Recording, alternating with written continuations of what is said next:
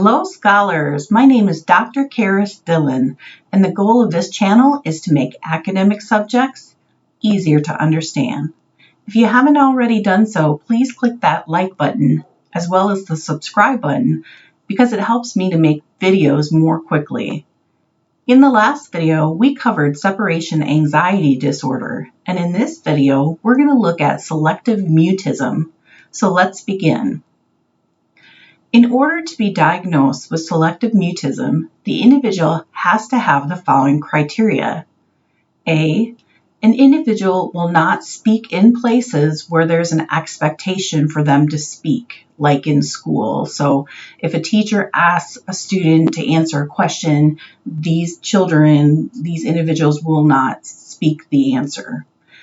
B, the failure to speak gets into the way of academic and career achievement or with the relationships of others. With kids that don't speak in school, a lot of the times that affects their relationship with other students, and the teacher oftentimes isn't sure what's kind of going on.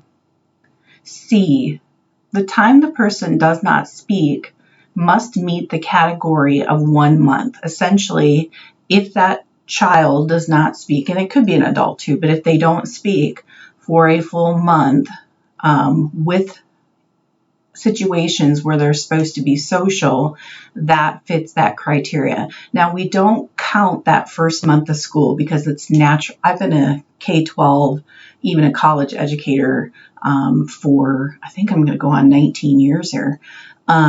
And we find that students really don't open up for that first 2 to 3 weeks. So I like the fact that they leave a whole month in there.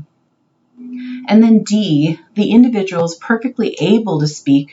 They have the knowledge of the language, and they're very comfortable with the language. They just choose not to speak. E, this inability to speak cannot fit a communication disorder or other mental illnesses. When children or adults with selective mutism enter into a social situation, they normally do not initiate speech with adults or kids. So some children with selective mutism will speak in the home to certain parents or siblings, but they won't speak with close friends or teachers. So with those children that don't speak at school, it makes that really difficult for the teacher to assess them, especially in language and reading. Sometimes these children may grunt or they'll point to try to get what they need.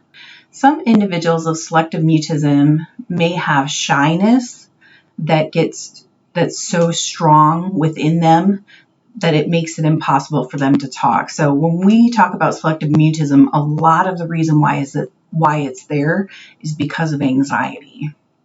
So individuals may appear clingy. They could be a little negative.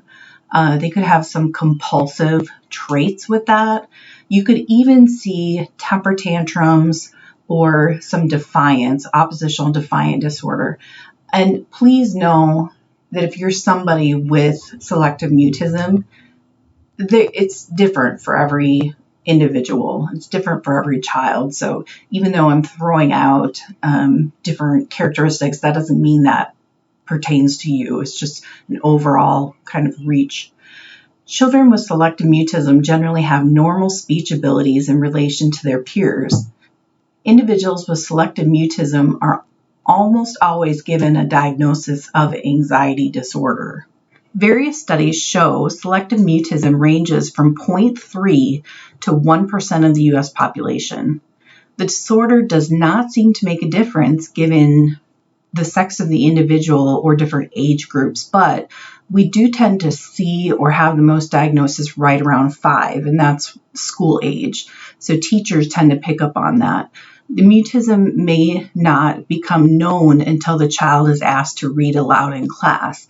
And that becomes difficult for a teacher too because they don't know if it's just shyness or if it's anxiety. It's really hard to also gain trust in a student very, very quickly. So you really, especially with children with selective mutism, there are many children that outgrow selective mutism. It's not well known why this disorder comes about, though. Professionals have been guessing as to whether or not there are direct relatives that have this extra shyness or this anxiety and they pass that down. We're not sure. There's a lot that's unknown about this. Periods of social isolation and social anxiety may pose an answer to this as well. Parents that have children with selective mutism tend to have parents that are extremely protective of their children and don't often let their children be alone with others. And that, again, that's not always the case. So don't get mad at me if you have a child with selective mutism and you're not that way. It's just one of the situations where we see a lot of that.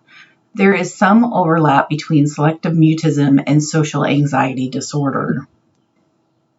Now, the greatest fear with children that have selective mutism is school and whether or not they're going to be able to advocate for themselves, especially like just needing to go to the bathroom or if they're not understanding something, being able to communicate.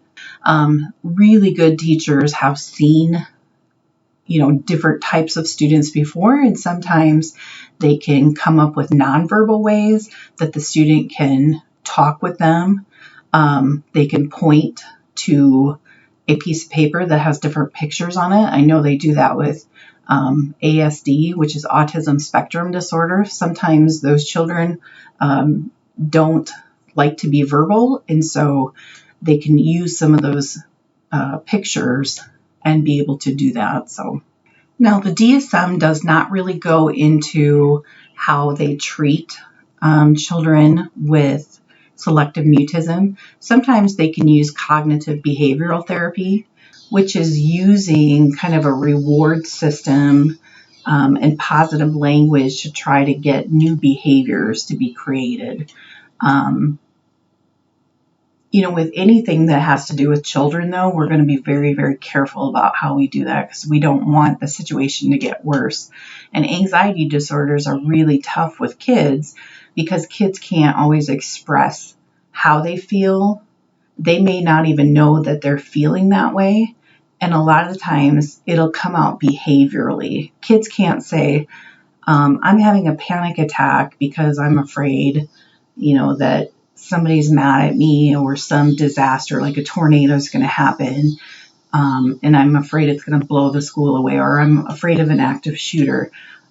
Kids don't have that language ability, and usually we'll see it kind of acted out in a behavioral form. So it makes it tougher sometimes to know what's really going on. This is why teachers are so amazing in what they're able to do to help communicate and try to meet the needs of every student that's in that classroom.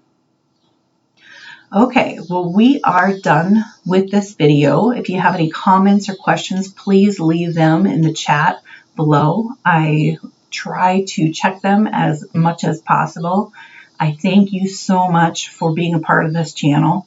I really have a good time putting these videos together, and people seem to appreciate them. So that makes me feel really good. So thank you very much, and I will talk with you soon.